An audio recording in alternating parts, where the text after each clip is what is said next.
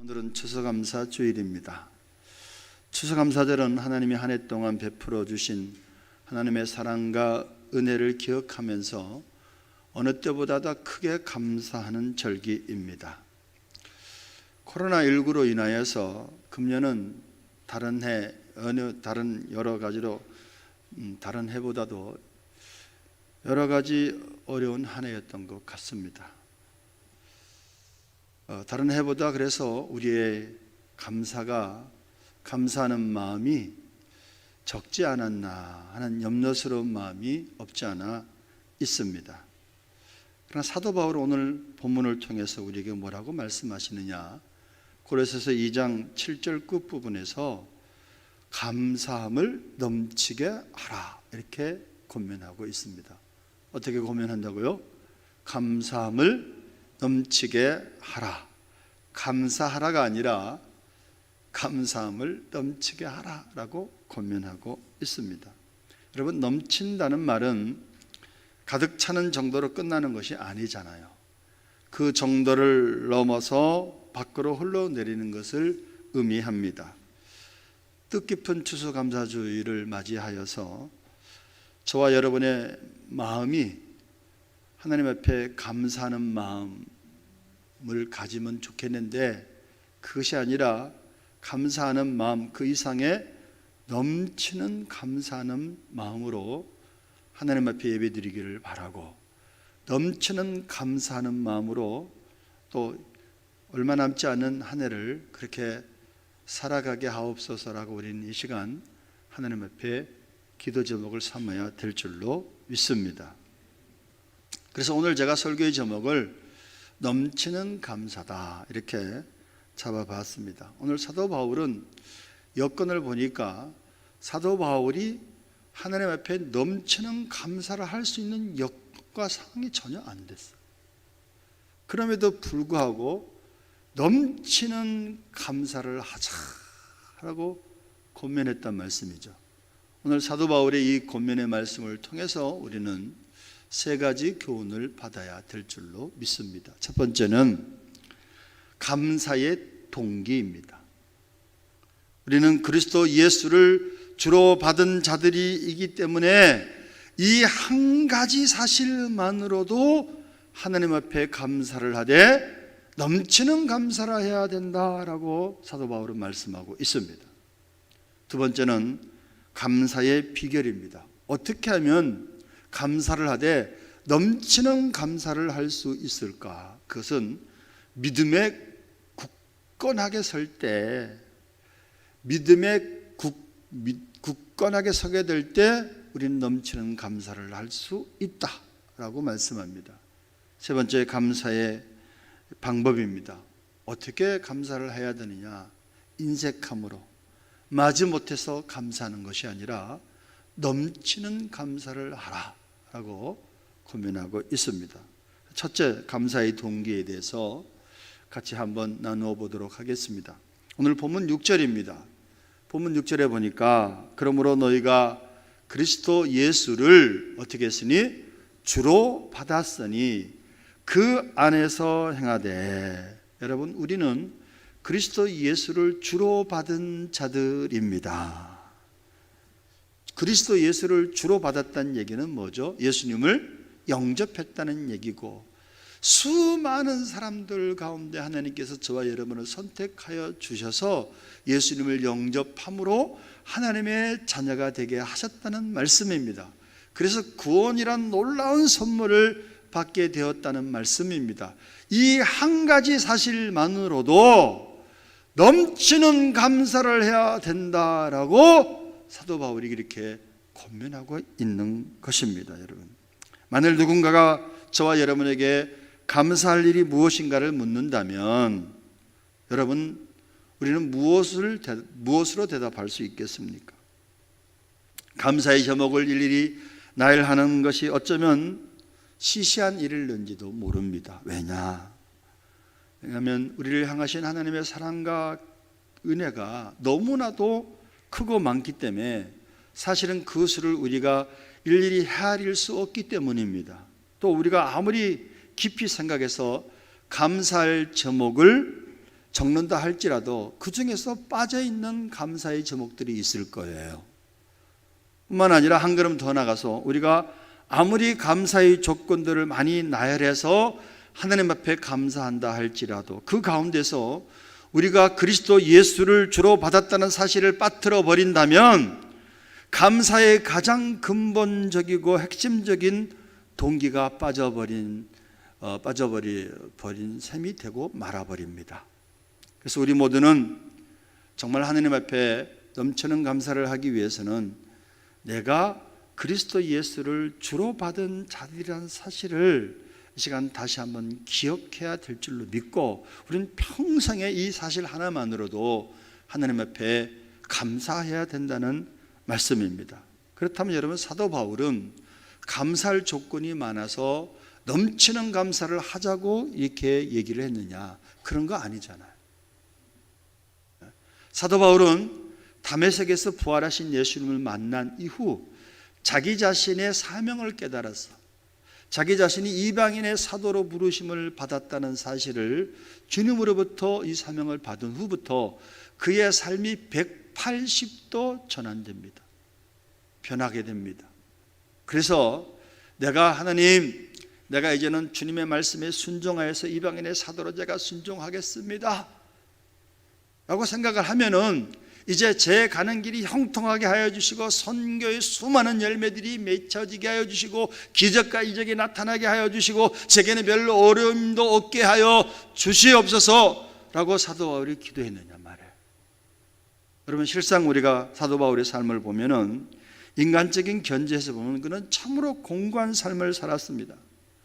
그에게는 환난과 핍박이 끊이지를 않았습니다. 그럼에도 불구하고 그의 마음속에는 언제나 넘치는 감사함이 있었다라는 말씀입니다. 제가 잘 아는 어떤 목사님은 정말 사도 바울처럼 예수님을 그렇게 만났는데 예수님께서 목사가 되라는, 목회자가 되라는 사명을 주었을 때 자기는 거절했대. 구질구질하고 여자들 신방 가방 들고 쫓아다니는 것 같기도 하고 가난하게 짝이 없고, 그 당시 그 목사님은 고등학교 국어교사였거든요. 그러다가 정말 불을 받아서 그러다가 예수님을 만나게 되었어. 그런데 목회자의 길을 가라는 그 말에 하나님, 저는 장로로서 제가 물질로도 다른 것으로 제가 섬기면서 하나님의 영광을 나타내겠습니다 라고 얘기했음에도 불구하고 하나님은 목회자의 길을 가라. 그래서 하나님, 제가 구질구질한 그 길은 제가 가지 않겠습니다. 야, 선지자들 중에서 구질구질한 선지자들만 있는 줄 아느냐? 너 엘리사를 좀 바라봐라. 엘리사는 귀족이야. 엘리사가 살아온 길이 정말 어떤 선지자보다는 가난한 길이 아니라 그런 명예를 가진 그런 사람 아니냐. 그래서 그때서야 제가 그러면 그 길을 가겠습니다 라고 허락을 해갖고 목사가 되었다는 그런 간증인데, 그래서 그분은 그 주보에 보면 아무개 목사 앞에 엘리사라는 말을 반드시 붙입니다. 엘리사 아무개 목사 이렇게 붙인 것을 제가 본 적이 있습니다. 여러분, 사도 바울이라고는 예수를 위해서 자기 모든 것을 버렸잖아. 모든 것을 배설물과 같이 여겼잖아. 지식을 버렸고, 그 귀한 지식 어떻게 공부를 했는데 그 명예, 부귀, 영화, 예수를 위해서 배설물처럼 다 여겼어. 그러면 사도 바울 앞에는 쭉 평탄한 길이 펼쳐져야 되는데 그의 생각과는 달리 얼마나 많은 어려움과 환난과 핍박에 따르고 있었습니까? 지금 여러분, 사도 바울이 이 골로새서는 옥중서순이라고 합니다. 지금 어디에서 편지를 쓰고 있느냐? 편안하고 좋은 자리에서 편지를 쓰는 게 아니라 깊은 감옥 속에서 그는 편지를 쓰고 있다는 말씀입니다. 그럼에도 불구하고 그의 마음속에는 감사가 넘치고 있었습니다. 그래서 골로새 교인들을 향해서 그는 감사하는 생활을 하라고 강조하고 있습니다. 골로새서 3장 15절 17절을 한번 보겠습니다. 골로새서 3장 15절 17절 그리스도의 평강이 너희 마음을 주장하게 하라. 너희는 평강을 위하여 한 몸으로 부르심을 받았나니 너희는 또한 감사하는 자가 되라. 그리스도의 말씀이 너희 속에 풍성히 거하여 모든 지혜로 피차 가르치며 권면하고 시와 찬송과 신령한 노래를 부리며 감사하는 마음으로 하나님을 찬양하고 또 무엇을 하든지 말에나 일에나 다 주 예수의 이름으로 하고 그를 힘입어 하나님 아버지께 어떻게 하라? 감사하라. 매절마다 감사하라고 강조하고 있습니다. 여러분, 사도 바울이 감옥에 갇혀서 절박한 상황에 놓여 있지만은 어둡지 않고 불평하지 않고 원망하지 않고 좌절하지 않고 하나님 앞에 감사할 수 있었던 근본적인 동기가 무엇이었느냐? 무엇이었다고요? 그것은 자신이 그리스도 예수를 주로 받았다는 그 한 가지 사실만으로도 사도 바울은 넘치는 감사를 할 수밖에 없다고 그렇게 고백하고 있습니다. 여러분, 오늘 우리가 11월 셋째 주일 추수감사주일로 예배를 드리고 있는데, 이 추수감사주일이 11월 셋째 주일로 정해진 것은 미국의 추수감사절로부터 유래된 것입니다. 잘 아시다시피 16세기 중반에 영국 성공회는 신교를 믿는 기독교인들을 아주 강력하게 핍박을 했어요. 많은 성직자들이 순교를 당했습니다. 극심한 핍박을 견디지 못한 청교도들이 신앙의 자유를 위해서 영국을 떠났어. 아브라함이 본토 친척 아비집을 떠났던 것처럼. 무엇 때문에요? 단지 신앙의 자유 하나만을 위해서 영국을 떠났다니까요. 1620년 8월 14일 스피스 웰러와 메리 플라워라는 두 배를 타고 102명이 미국으로 갑니다. 신앙의 자유를 위해서 모든 것을 다 버려서 고난을 스스로 자처한 거 아니겠습니까? 그렇다면 우리가 생각할 때 하나님이 그들의 길을 모두 보호하시고 지켜주시고 인도하시고 평탄케 해주셔서 아무 걱정 없이 신대륙을 발견하게 하고 그것에서 농사를 지어서 풍성한 열매를 맺어서 하나님 앞에 감사의 예배를 드리는 것이 추수감사 예배다, 이렇게 생각할 수 있잖아요. 결론적으로 그건 맞는 얘기인데, 그들이 여러분 신앙의 자유를 위해서 메이플라워를 탔을 때 그들에게 많은 어려움이 따라왔습니다. 도중에 스피스웰러가 고장이 납니다. 그래서 고생 끝에 그들은 메이플라워를 타고 매사추세츠 플리머스 항에 그해 12월에 도착합니다. 하필이면 겨울에 도착해서 살인적인 추위와 굶주림과 풍토병으로 절반이 목숨을 잃고 겨우 102명이 떠나는데 50여 명만 살았어요. 그 이듬해 봄이 오자 그들은 실망하지 않고 대지를 일구어서 씨앗을 뿌리고 농사를 짓습니다. 가을에 추수를 합니다. 청교도들은 처음으로 거둔 곡식으로 음식을 만들어서 주위의 인디언들을 초대하여 잔치를 벌였습니다. 그리고 추위와 질병에도 지켜주신 하나님께 눈물의 감사의 예배를 드렸습니다. 이 아름다운 전통을 개성한 것이 오늘날의 추수감사절입니다. 여러분, 추수감사절의 역사적인 배경을 보면 이것은 단순한 절기가 아닌 신앙의 고백으로 드리는 감사의 예배였음을 우리는 알 수 있습니다. 추위와 굶주림 속에서 절반이 죽는 상황에서 청교도들이 농사를 지어서 먼저 하나님 앞에 감사를 드린다는 것은 매우 어려운 일이었습니다. 코로나19로 인해서 장사도 안 되고, 코로나19로 인해서 사업도 안 되고, 코로나19로 인해서 먹고 살기가 힘든 상황에 처한 그리스도인들이 생각보다 많을 수 있어요. 그렇다고 여러분 원망하겠습니까? 신앙의 자유를 위해서 메이플라워를 타고 영국을 출발한 그 청교도들의 어려움과 우리와 비교해 보면요, 비교할 수 없을 정도로 우리는 그나마 편한 거예요. 그들은 실망하지 않고 불평하지 않고 원망하지 않고 하나님 앞에 정말로 신앙 고백적인 감사의 예배를 드린 것이 추수감사 예배라니까요, 여러분. 그런 의미에서 오늘 우리가 드리는 추수감사 예배 역시 단순히 매년 반복되는 형식적인 절기나 단순히 물질만을 드리는 절기가 돼서는 안 된다는 말씀입니다.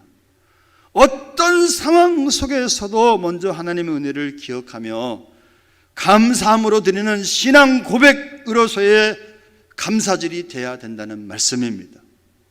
오늘 추수감사 주일 예배가 그러한 넘치는 감사를 가지고 하나님 앞에 예배드리는 저와 여러분 되시기를 주님의 이름으로 축원합니다. 개그우먼 박지선 씨가 얼마 전 갑작스럽게 세상을 떠났습니다. 자살했잖아요. 혼자 떠난 것이 아니라 어머니와 동반 자살을 했습니다. 알고 보니까 이 박지선 씨는 고등학교 때 피부 이렇게 받은 것이 이게 부작용을 일으켜서 이제 막 진물이 나는 거야. 그래서 심한 햇볕 알레르기 피부병으로 인해서 바깥 활동을 전혀 할 수가 없었다고 합니다. 개그우먼이니까 무대에 서고 싶잖아요. 근데 무대에 서게 되면 환한 조명 때문에 밤에 서더라도 그 조명으로 무대에 한번 서고 나면은 진물이 막 나서 가려서 견딜 수가 없다고 합니다.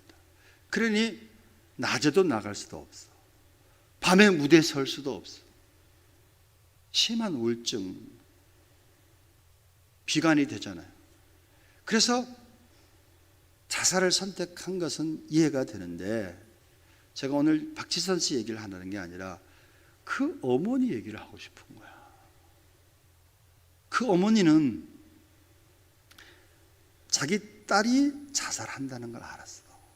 그런데 동반 자살한 이유는 혼자 그 외로운 길을 가는 게 너무나도 가슴이 아파. 혼자 그 외로운 길을 보낼 수가 없어서 자기가 같이 가야겠다라는 생각을 가지고 동반 자살을 했다고 유서에 기록이 되어 있는 거잖아요. 제가 그 얘기를 듣고 얼마나 가슴이 아픈지.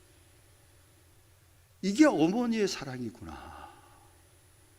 그런 말이 그렇지 자기 자신의 생명을 끊는다는 것은 엄청나게도 두려운 사실이에요.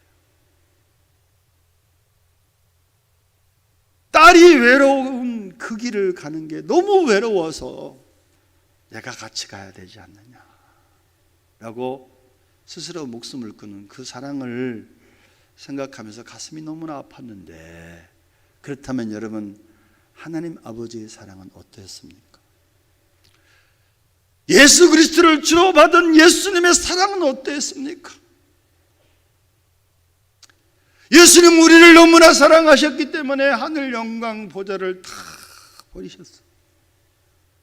우리를 구원하시기 위해서 죄인된 우리를 사랑하셔서 하늘 영광 보좌를 버리시고 낮고 천한 이 땅에 육신의 몸을 입고 이 땅에 태어나셔서 죄와 허물로 말미암아 죽어서 심판받고 영원히 고통받는 지옥에 갈 수밖에 없는 우리들을 구원하시기 위해서 예수님은 그 저주의 십자가를 대신 다 짊어지시고 등에는 채찍에 맞으시고 머리에는 가시멜로관을 쓰시고 양손과 양발의 못을 박히시며 옆구리에 창에 찔리시며 물과 피를 다 쏟으셨어요.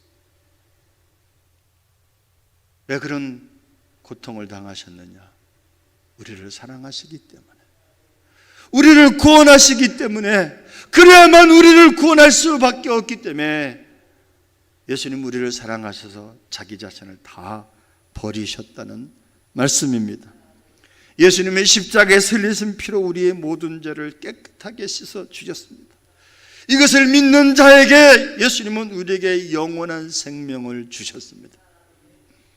저와 여러분이 예수 그리스도로 말미암아 하나님의 자녀가 되었습니다. 여러분, 감사할 조건이 별로 없다 할지라도 사도 바울이 이 사실을 깨닫고 그리스도 예수를 주로 받았으니 감사함을 넘치게 하자.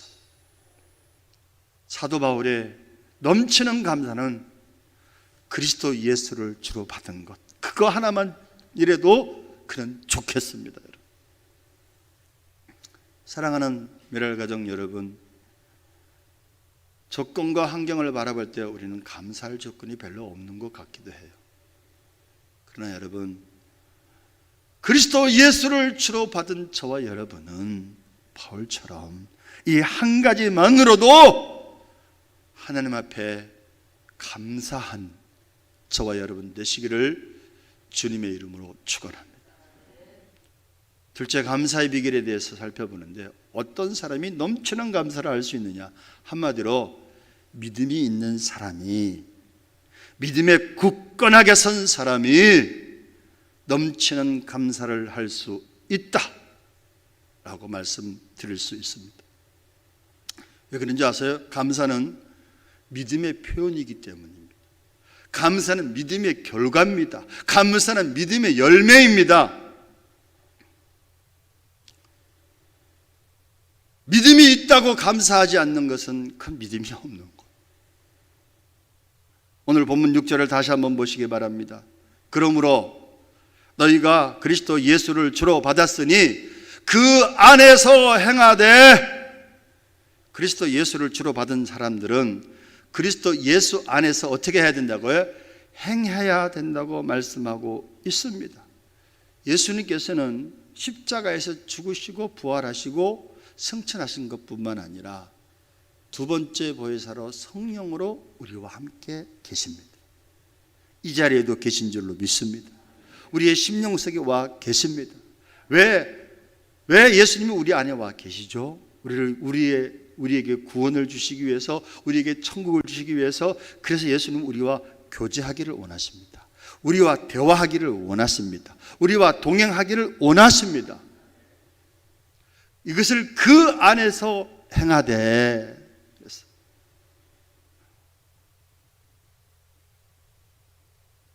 찬송가 430장 주와 같이 길 가는 것 즐거운 일 아닌가. 우리 주님 걸어가신 발자취를 밟겠네. 한 걸음 한 걸음 주 예수와 함께 날마다 우리 걸어가리. 그렇다면 여러분, 우리 또한 예수님의 감사를 배워야 되는 거 아니겠어요? 우리 안에 계신 예수님의 감사는 어떤 감사였습니까? 예수님의 감사는 믿음의 표현이었습니다. 한번 예를 들어볼까요? 예수님이 오병이의 기적을 행하실 때 오병이의 기적을 행한 다음에 하나님 앞에 감사한 게 아니에요. 어떻게 했죠? 오병이의 기적을 행할 때 보리떡 5개와 물고기 2마리, 어린아이 도시락 하나를 예수님 앞에 드렸을 때 고작 그거 하나, 불평하지 않고 원망하지 않고 예수님 먼저 하늘을 우러러보면서 축사하셨다는 얘기는 뭐죠? 감사하셨다는 얘기. 믿음이 있으니까 감사를 하는 거야. 그리고 떡을 떼시면서 성인 남자 5,000명을 먹이고 남는 강주리가 12강주리였습니다. 죽은 나사로를 살리실 때도 죽은 나사로를 살리시고 난 다음에 감사를 한 게 아니라니까. 먼저 믿음으로 감사를 했어. 그리고 믿음으로 감사를 한 다음에 무덤을 향해서 나사로야 나오너라 라고 명령하셨잖아. 말씀하셨잖아. 죽은 나사로가 걸어서 살아나서 나와서 하나님 앞에 영광을 돌린 다음에 감사를 한 게 아니라니까요. 예수님의 감사는 선행적인 감사였습니다.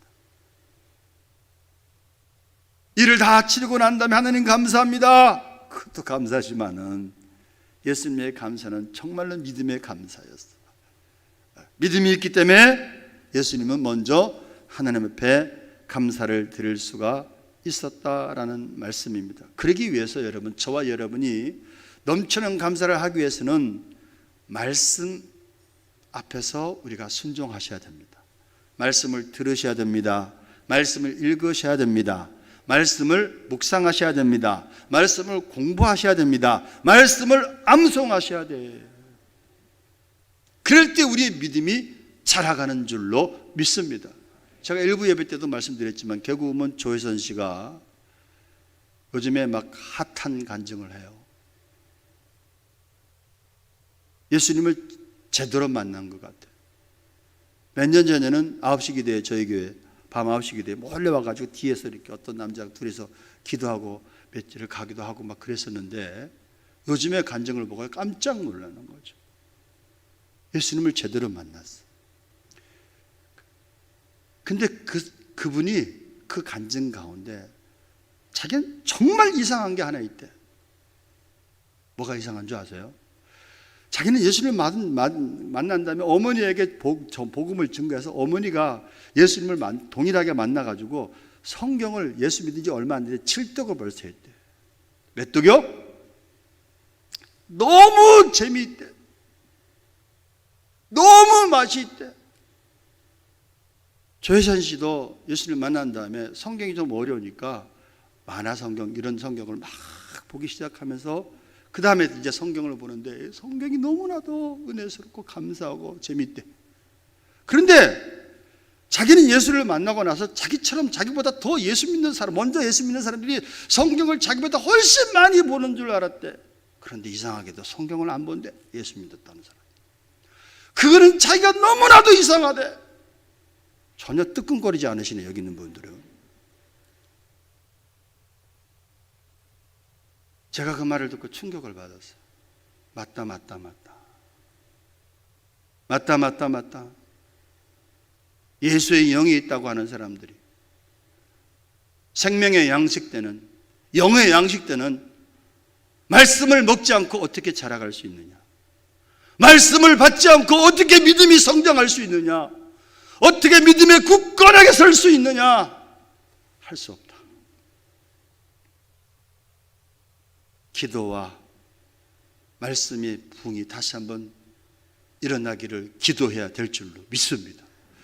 미라클 교인들이 믿음에 굳건하게 서서 감사를 하되 넘치는 감사를 하시기를 주님의 이름으로 축원합니다. 남편 때문에 늘 한숨을 입에 달고 다니는 어느 여주 집사님이 있었습니다. 이번에 남편은 1년 365일 거의 하루도 거리지 않고 매일같이 술에 빠져 있는 술고래였습니다.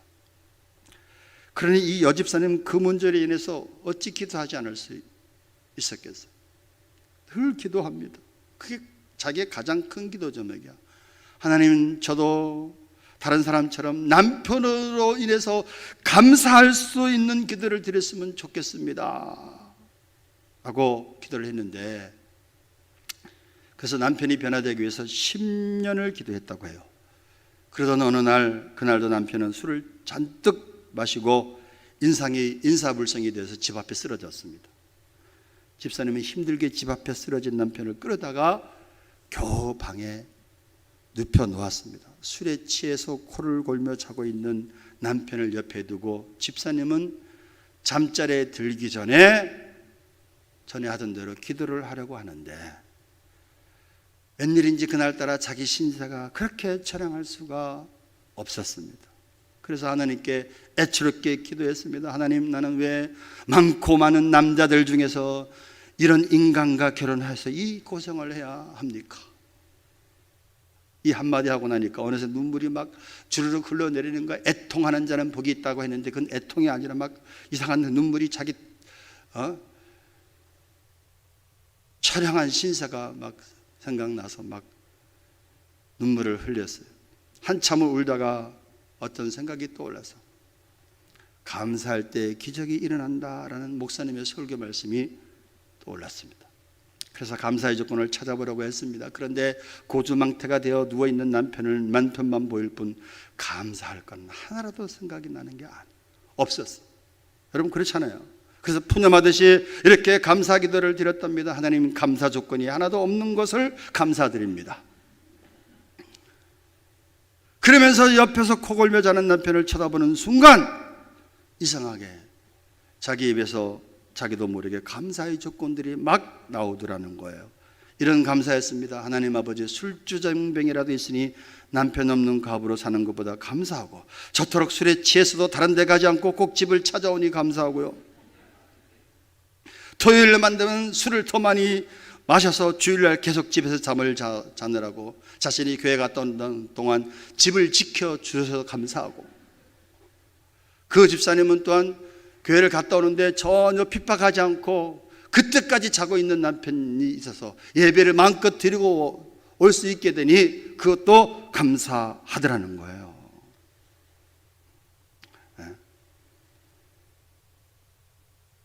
그리고 지금은 이래도 언젠가는 좀 나아지겠지 하고 생각하니 또 감사가 나오고, 그 집사님은 자기도 모르는 사이에 계속해서 감사의 조건들이 떠오르는 것입니다. 그렇게 감사하며 기도하느라고 밤을 새우게 되었습니다. 새벽녘에 갈증을 느낀 남편이 잠을 깨고 보니까 부인이 방 한 구석에 앉아 빙굴에 웃으면서 기도하고 있는 모습이 너무나 놀라워서 놀란 남편은 당신 도대체 뭐하고 있느냐? 그때 아내가 자초지종을 얘기했대.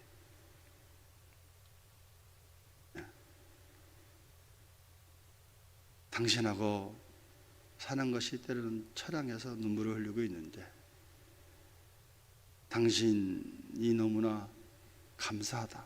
막 와락 껴안고 자기 감사의 기도 제목을 줄줄이 막 얘기했대요. 그랬더니 남편에게 기적이 일어났습니다. 아내의 말을 다 듣고 난 남편이 이렇게 말하는 것입니다. 여보, 내가 예수 믿는 게 그렇게 소원이라면 오늘부터 예수 믿어줄게. 10년 동안 기도해도 이루어지지 않던 소원이 그날 밤 감사 기도를 통해서 이루어졌다는 그런 간증입니다. 사랑하는 미랄 가족 여러분, 환경과 형편만 바라보면 두려움과 한숨만 나와. 저도 마찬가지입니다. 나를 구원하신 예수님을 바라봅시다. 나를 인도하신 예수님을 바라봅시다. 처음과 마지막 되신 예수님을 바라봅시다. 그 믿음으로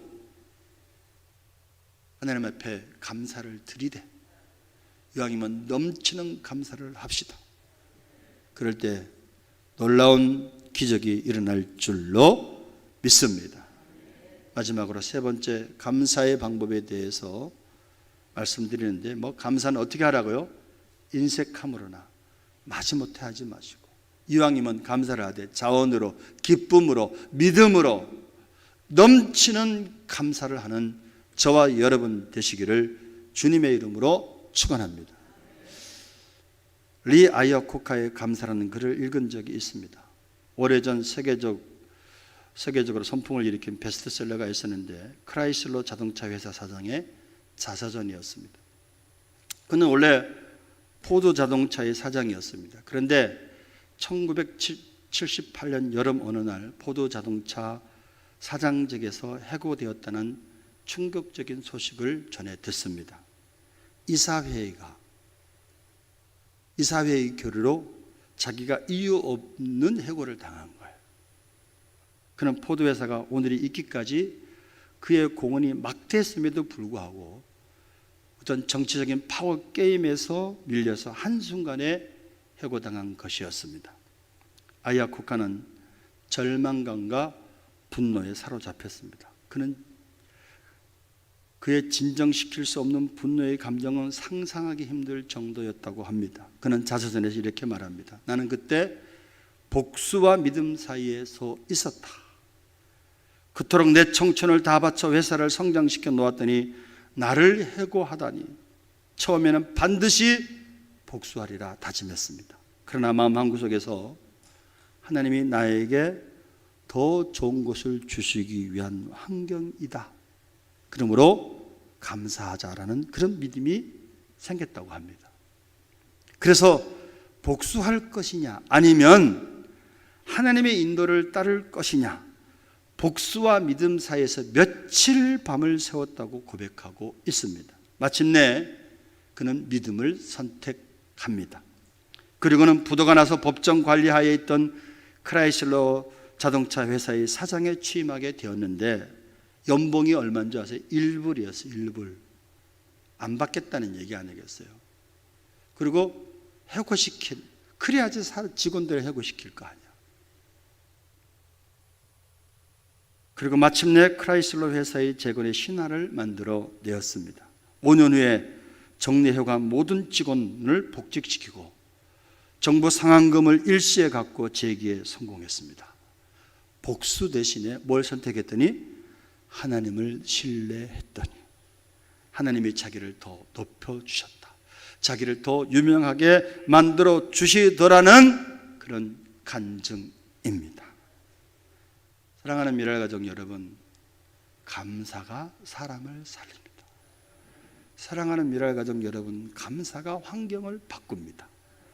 감사가 영혼을 살립니다. 감사는 낭비가 아닙니다. 결코 손해보는 것이 아닙니다. 감사는 어둠을 몰아냅니다. 감사는 우울증을 몰아냅니다. 감사는 감사를 더 낳습니다. 감사는 언제나 축복의 전주곡이 되는 것입니다. 감사는 더 큰 감사를 낳는 그런 하나님이 주신 위대한 선물이다. 그 선물을 우리가 다시 한번 가지시기 위해서 기도합시다. 하나님, 평생에 감사하는 자가 되게 하시되 넘치는 감사를 하는 자가 되게 하옵소서. 기도함으로 저와 여러분의 삶 가운데 풍성한 열매가 맺어지시기를 주님의 이름으로 축원합니다.